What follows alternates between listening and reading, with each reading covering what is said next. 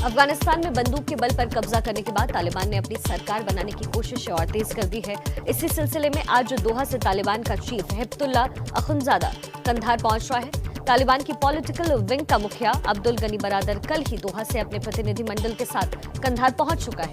माना यह जा रहा है कि बरादर ही अफगानिस्तान की कमान संभालेगा। पूरी संभावना है कि वो आज अफगानिस्तान का नया राष्ट्रपति घोषित कर दिया जाएगा। काबुल में तालिबान के नेतृत्व वाली सरकार में गैर तालिबानियों को शामिल करने पर भी बातचीत चल रही है। इस बारे में तालिबान नेता आमिर खान मुत्की अब्दुल्ला और पूर्व राष्ट्रपति हामिद करजई समेत काबुल के राजनीतिक नेतृत्व के साथ कई दौर की बातचीत कर चुके हैं। नई सरकार में महिलाओं को शामिल करने के संकेत भी आ रहे हैं। इससे साफ है कि तालिबान अब दुनिया की आंखों में धूल झोंककर अंतर्राष्ट्रीय समुदाय की मान्यता पाना चाहता है। अफगानिस्तान पर कब्जा कर अपना झंडा लहरा रहे तालिबान ने अफगानिस्तान के लोगों में खौफ कम करने के मकसद से आम माफी देने का ऐलान किया है। तालिबान प्रवक्ता ज़बिहुल्लाह मुजाहिद ने काबुल में प्रेस कॉन्फ्रेंस कर दुनिया को भरोसा दिलाया कि उसकी जमीन का इस्तेमाल किसी दूसरे देश को उनके हितों को नुकसान पहुंचाने के लिए नहीं करने दिया जाएगा। जाहिर है दुनिया को सबसे ज्यादा खतरा इसी बात का है कि तालिबान के जरिए पाकिस्तान अब सारी दुनिया में दहशत के बीज बोएगा।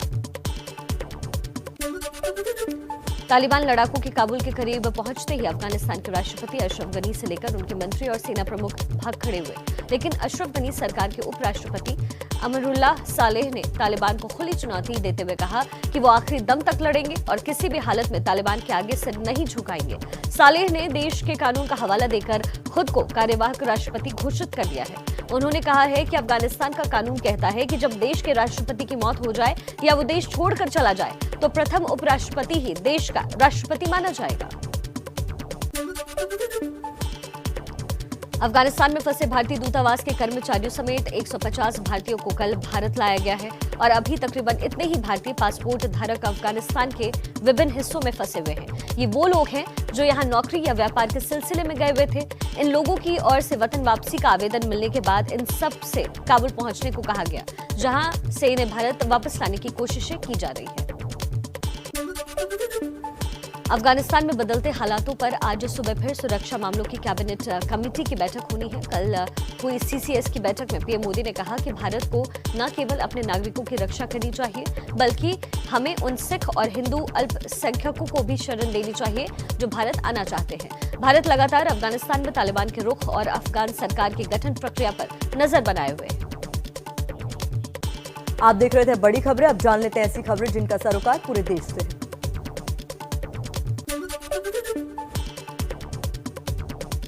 भारत ने पाकिस्तान के लाहौर किले में महाराजा रणजीत सिंह की प्रतिमा से तोड़फोड़ पर कड़ी आपत्ति जाहिर की है। भारत ने ऐतराज जताते हुए कहा कि भविष्य में ऐसी घटनाएं ना हो, इसके लिए पाकिस्तान सुनिश्चित करे।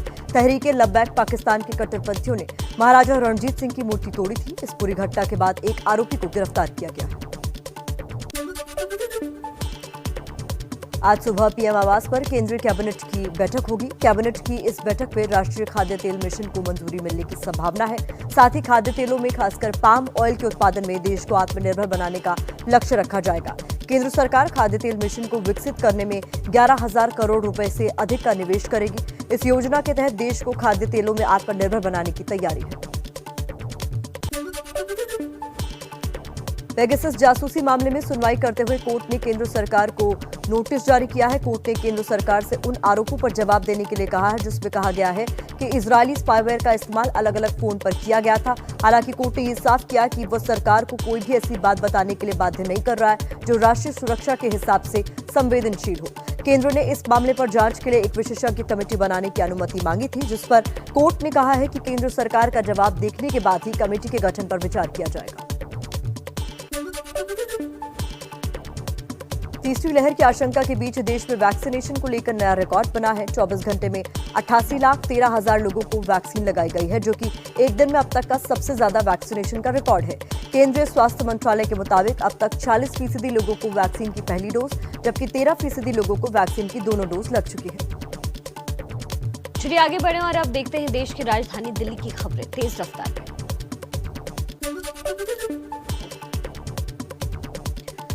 दिल्ली के आदर्श नगर में राजकीय बाल विद्यालय का नाम ओलंपिक सिल्वर मेडल विजेता रवि दहिया के नाम पर किया गया। रवि दहिया इसी स्कूल से पढ़े थे, इसलिए स्कूल का नाम उनके नाम पर किया गया है। दिल्ली के डिप्टी सीएम मनीष सिसोदिया ने ट्वीट करते हुए लिखा कि सरकार ने तय किया है कि दिल्ली के इस सरकारी स्कूल का नाम अब रवि दहिया बाल विद्यालय होगा।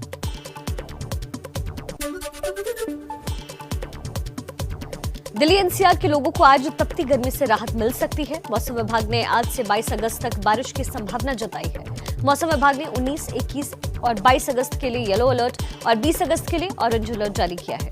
भारतीय मौसम विज्ञान विभाग ने बताया कि दक्षिण पश्चिमी मानसून कुछ दिन के अंतराल के बाद फिर से सक्रिय होने लगा है, जिसके कारण बारिश की संभावना है। देश के सबसे बड़े प्रदेश यूपी से जुड़ी कुछ अहम खबरें जान लेते हैं, जहां आने वाले विधानसभा चुनाव को लेकर सियासी पारा गर्म है।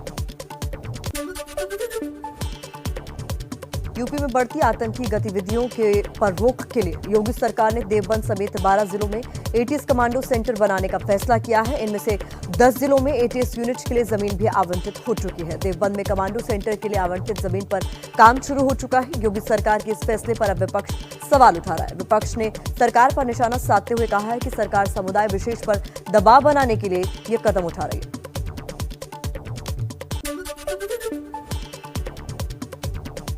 यूपी में विधानसभा चुनाव से पहले योगी सरकार कुछ शहरों का नाम बदलने की तैयारी कर रही है।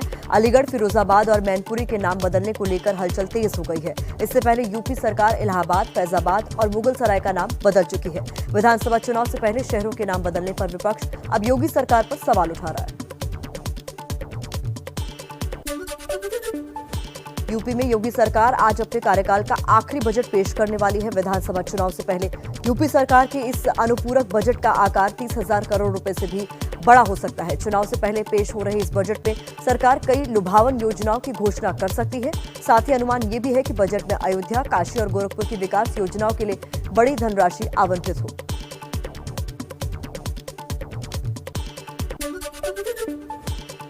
यूपी विधानसभा के मानसून सत्र के पहले दिन ही विपक्ष ने जोरदार हंगामा किया।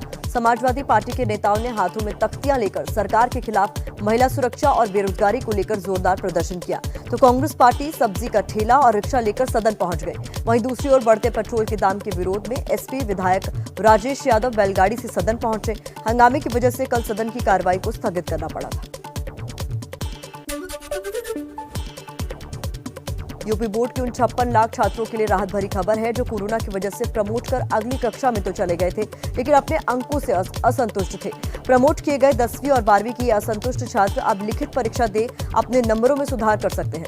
अपर मुख्य सचिव माध्यमिक शिक्षा ने आदेश जारी करते हुए कहा है कि 18 सितंबर से 6 अक्टूबर के बीच 10वीं और 12वीं की लिखित परीक्षाएं करा ली जाएंगी और इन परीक्षाओं में शामिल होने वाले छात्रों को कोई परीक्षा शुल्क भी नहीं देना होगा।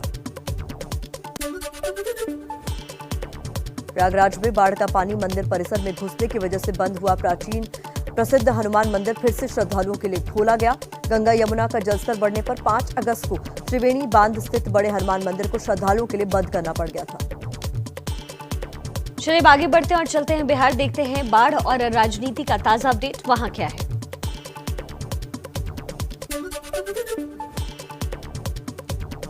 बिहार में गंगा नदी के बाढ़ प्रभावित इलाकों पर नीतीश कुमार ने हवाई सर्वेक्षण किया। नीतीश कुमार ने कहा कि प्रभावित लोगों का जितना नुकसान हुआ है उसकी भरपाई की जाएगी। बिहार में 12 से अधिक जिले बाढ़ की चपेट में हैं। गंडक, पुनपुन, कोसी नदी के बाद अब गंगा नदी भी पूरे उफान पर बह रही है। आपको बता दें, पटना में तो गंगा नदी का जलस्तर बढ़ने से पटना साहिब के 5 कंगन घाट पानी में पूरी तरीके से डूब चुके हैं। बिहार के वैशाली में तेजस्वी यादव ने अपने विधानसभा क्षेत्र राघोपुर के बाढ़ प्रभावित इलाकों का दौरा किया। बाढ़ से बेहाल बिहार के हालात के लिए तेजस्वी यादव ने नीतीश कुमार को जिम्मेदार ठहराया और कहा कि नीतीश जी हवाई दौरा छोड़ अपने हवाई जहाज को राहत काम में लगाए। तेजस्वी यादव ने केंद्र से बाढ़ के हालात का आकलन करने के लिए टीम भेजने की मांग भी की। जेडीयू में अंदरूनी कलह पर केंद्रीय मंत्री आरसीपी सिंह ने सफाई दी है। आरसीपी ने कहा कि लोग नहीं जानते कि ललन सिंह से हमारा संबंध कैसा है। जो लोग ख्याली पुलाव बना रहे हैं उन्हें नहीं पता कि जेडीयू में सिर्फ एक नेता है और वो नीतीश कुमार है। बिहार में पंचायत चुनावों की तारीखों का ऐलान हो गया है। नीतीश कैबिनेट की बैठक में पंचायत चुनाव पर चर्चा के बाद इस बात का निर्णय लिया गया है कि इस बार चुनाव 11 चरणों में समाप्त किया जाएगा। पंचायत चुनाव की अधिसूचना 24 अगस्त को जारी की जाएगी, जिसके बाद 24 सितंबर से 12 दिसंबर के बीच मतदान प्रक्रिया पूरी की जाएगी। अब पंजाब हरियाणा की कुछ अहम खबरें आप तक पहुंचा दें। पंजाब में अगले साल होने वाले विधानसभा चुनाव से पहले अकाली दल के अध्यक्ष सुखबीर बादल आज से 100 दिन की यात्रा की शुरुआत करेंगे। पंजाब के जीरा से शुरू हो रही इस यात्रा के जरिए अकाली दल 100 विधानसभा सीटों को कवर करेगी। अकाली दल ने लोगों की समस्याएं सुलझाने के लिए एक मोबाइल नंबर भी जारी किया है। मुख्यमंत्री मनोहर लाल खट्टर आज सोनीपत के गांव नाहरी में ओलंपिक पदक विजेता रवि दहिया के घर जाकर उन्हें बधाई देंगे। रवि दहिया ने टोक्यो ओलंपिक में रजत जीतकर देश का मान बढ़ाया था। सीएम मनोहर लाल खट्टर शाम 4 बजे पहुंचेंगे नाहरी गांव। चंडीगढ़ में कोरोना वायरस के कम होते मामलों को देखते हुए प्रशासन ने नाइट कर्फ्यू को हटा दिया है। अब सभी रेस्टोरेंट्स और बार 50% क्षमता के साथ सुबह 8 बजे से रात के 12 बजे तक खुल सकेंगे। साथ ही पब्लिक ट्रांसपोर्ट में अब यात्री पूरी 100% क्षमता के साथ सफर कर सकेंगे। और अब खबर जम्मू कश्मीर राज्य की, जहां फिर से तनाव बढ़ने की नाकाम कोशिश की जा रही है। श्रीनगर में रोक के बावजूद कल शिया समुदाय के लोगों ने मुहर्रम का जुलूस निकाला। जुलूस के दौरान शिया समुदाय के लोगों की पुलिस के साथ हिंसक झड़प भी हुई।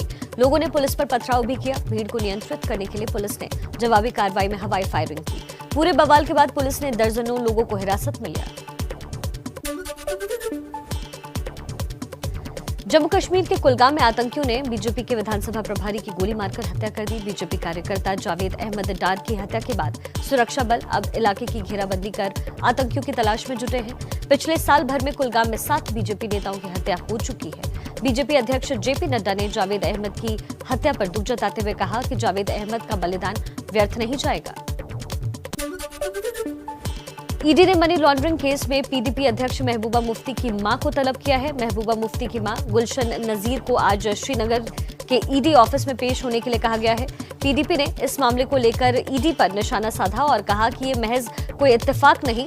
जब भी पार्टी जम्मू कश्मीर को लेकर केंद्र सरकार की नीति का विरोध करती है, तब किसी न किसी बहाने से समन जारी कर दिया जाता है। अब एक नजर डाल लेते उत्तराखंड समेत बाकी राज्यों की कुछ अन्य अहम खबरों पर। अगले साल होने वाले विधानसभा चुनाव से पहले दिल्ली के सीएम अरविंद केजरीवाल मिशन उत्तराखंड पर हैं। कल देहरादून में रोड शो के बाद केजरीवाल ने उत्तराखंड के लिए आम आदमी पार्टी के सीएम उम्मीदवार का ऐलान किया। उत्तराखंड में आम आदमी पार्टी ने कर्नल अजय कोठियाल को सीएम पद का उम्मीदवार बनाया। महाराष्ट्र के पूर्व गृह मंत्री अनिल देशमुख से मनी लॉन्ड्रिंग केस में ईडी पूछताछ करेगी। अनिल देशमुख को आज प्रवर्तन निदेशालय के मुंबई ऑफिस में पेश होने के लिए कहा गया है। अनिल देशमुख को ईडी का ये 5वां समन है। इससे पहले 4 समन पर अनिल देशमुख ने ईडी के सामने पेश होने से इनकार कर दिया था।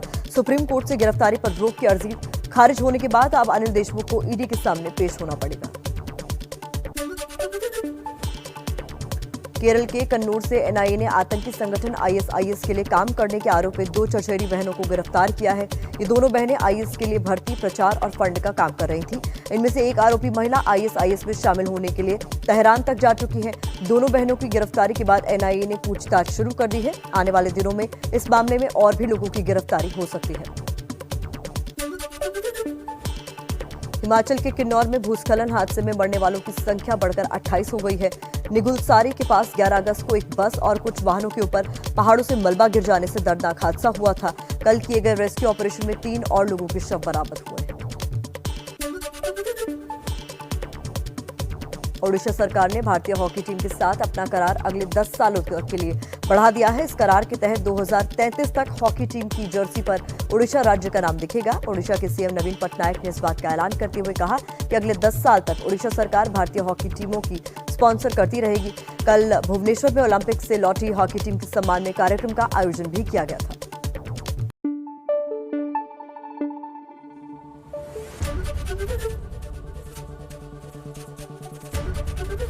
एबीपी न्यूज आपको रखे आगे।